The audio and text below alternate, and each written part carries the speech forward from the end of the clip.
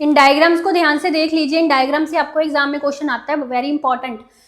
ये देखिए पहले वाला जो डायग्राम है ये मिनिमा का डायग्राम है, ध्यान से देखिए। कर्वेचर जो है इसका ये कन्वेक्स कहते हैं इसको, कन्वेक्स कर्वेचर, और ये मिनिमा का डायग्राम है।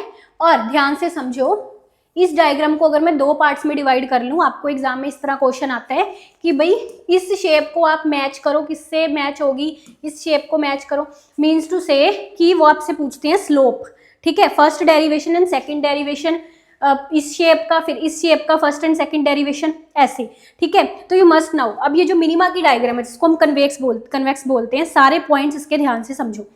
ये जो है आपका देखिए नेगेटिव स्लोप दिखा रही है ये वाली शेप, और ये वाला जो शेप है ये आपका पॉजिटिव स्लोप दिखा रहा है, यानी कि यहाँ पे आपका स्लोप यानी कि first derivation that is a less than 0 negative, और यहाँ पे आएगा ग्रेटर देन 0 यानी कि पॉजिटिव।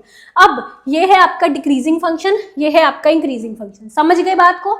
समझ गए? यानी कि आपको इस चीज को किससे मैच करना होगा, या तो dy dx दिया हो लेस देन 0, या सिंपली वो ऐसे फर्स्ट डेरिवेशन ऐसे भी रिप्रेजेंट कर सकते हैं, that is f dash y is less than 0, ठीक है।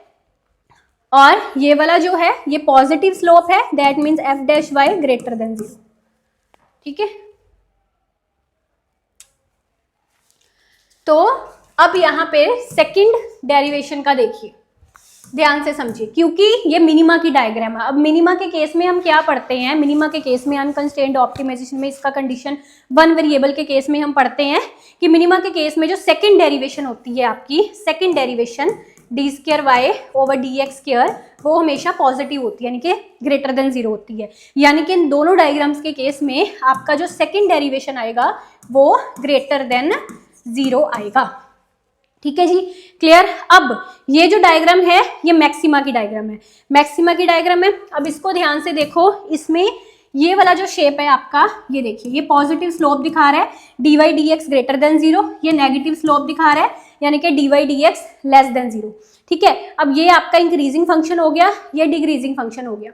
अब इसी तरह से मैक्सिमा के केस में हम क्या पढ़ते होते हैं, सेकंड डेरिवेशन इज नेगेटिव यानी कि लेस देन 0, यानी कि इन दोनों शेप्स के केस में आपका सेकंड डेरिवेशन जो होगा यानी कि ये वाली चीज d square y over d x square, यहाँ इसको एफ डबल डैश वाई ऐसे भी रिप्रेजेंट कर सकते हैं, वो आपका लेस देन 0 होगा बिकॉज ये मैक्सिमा की डायग्राम है, ठीक है। समझ गए बात को?